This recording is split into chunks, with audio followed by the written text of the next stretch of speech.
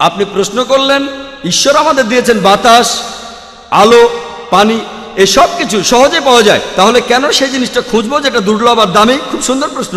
এই কথাটা মিস্টার জাভেরিকা বলেন। উনিই তো উত্তর মেরুতে শাকসবজি পাঠানোর কথা বললেন। এরপর বললেন মরুভূমিতে শাকসবজি পাঠানোর কথা। এ কথা আমি বলিনি। আমি বলেছি শাকসবজি পাওয়া গেলে শাকসবজি খাবেন। যদি পশুর মাংস পাওয়া যায়, হালাল মাংসগুলো আপনারা খাবেন।